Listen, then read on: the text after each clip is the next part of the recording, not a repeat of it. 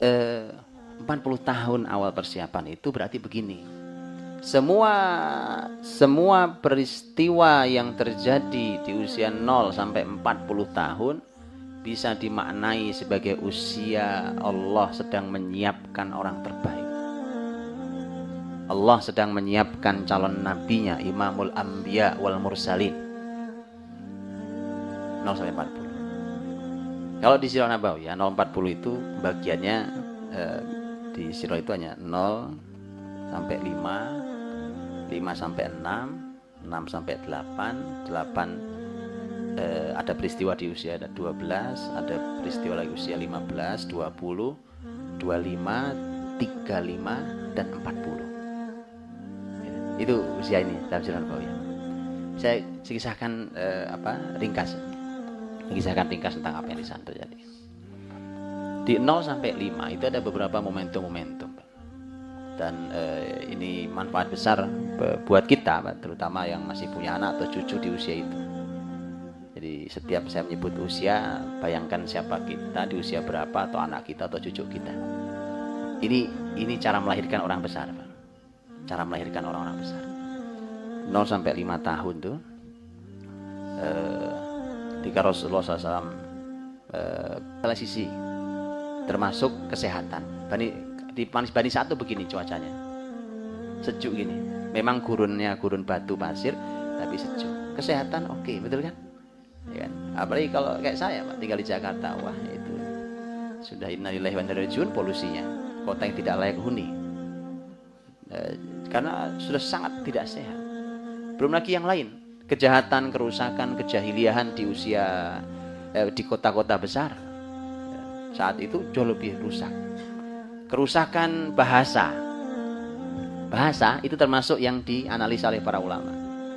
Kerusakan bahasa itu kalau di Arab itu di kota bahasa lebih rusak dibandingkan di desa, di kampung. Jadi secara kaidah itu kaidah grammar Arab itu masih lebih orisinil, lebih asli di kampung-kampung. Saya nggak tahu kalau bahasa Indonesia apa begitu kan. Tapi kalau di Arab itu begitu. Di daerah-daerah itu lebih orisinal ini bahasa Arabnya itu, lebih fusha. Nah, kenapa sampai begitu? Sampai bahasa, Pak. Sampai bahasa, keterampilan fisik, cekatan, segala macam.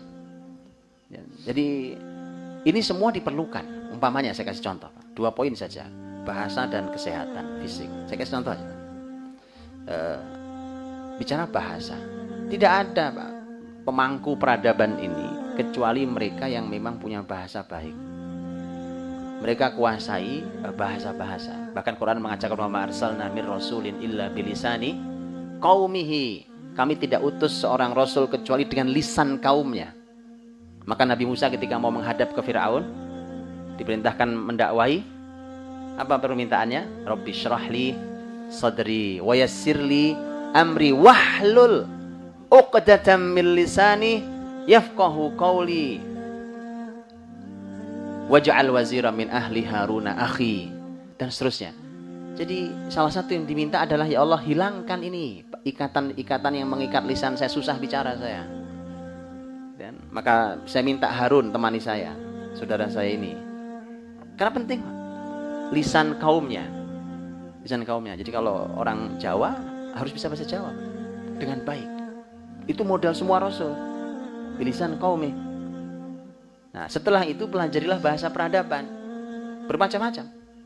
Mungkin bahasa Arab, mungkin bahasa Inggris, mungkin bahasa Perancis, Cina, itu bahasa peradaban. Kalau ke depan ini bahasa peradabannya bahasa Quran pasti. Bahasa Quran.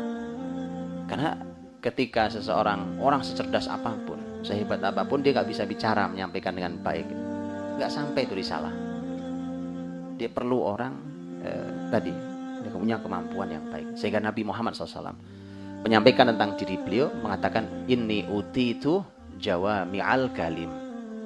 Aku oleh Allah dianugerahi jawami' kalim. Jawami' kalim itu artinya adalah beliau berbicara dengan lisan yang singkat, sederhana kalimatnya, tapi itu maknanya dalam dan luas. Itu jawami' kalim. Gini, Pak, kan ada orang yang kalau mau menyampaikan sesuatu tuh muter-muter nggak nyampe-nyampe. Itu bukan jawami' kalim namanya, itu perlu berlatih dia. Ya. Udah ngomong begini maksudnya, kamu paham gak sih saya ngomong ya? Udah berkali-kali dia bicara, orang susah memahaminya. Apalagi bahasa tulisan. Ya. Nulis satu paragraf dihapus lagi. Nulis surat satu paragraf dihapus lagi. Jadi itu perlu keahlian. Karena itu ternyata salah satu keahlian di para pembangun peradaban itu. Kesehatan juga demikian. Dari sejak awal usia 0 sampai 5 itu calon nabi ini itu kesehatannya Allah jaga, dilatih fisiknya segala macam. Hari ini sudah sangat banyak hal yang merusak kesehatan anak-anak kita. Makanan merusak, waktu istirahat mereka tidak benar.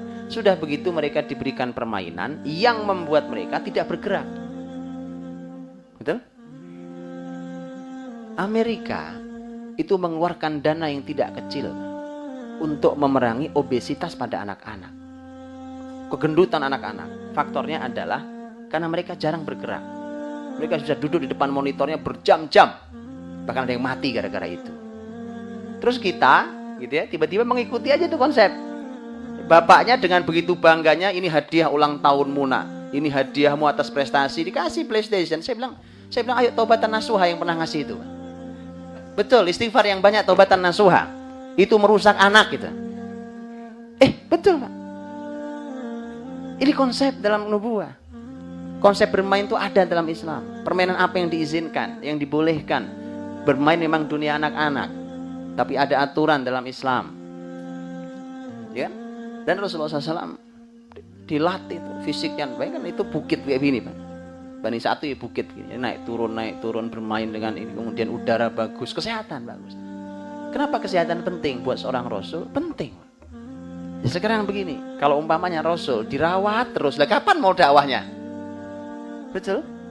Iya, tugasnya sebumi pula. Dikit-dikit sakit, dikit-dikit dirawat, dikit-dikit masuk rumah sakit. Kalau sekarang ya, nah terus kapan mau mengurus negeri ini?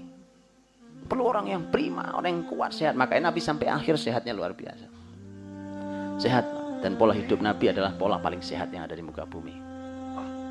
Karena bimbingannya langsung Quran. Itu sebagian pelajaran. Dari 0 sampai 5 itu seperti itu.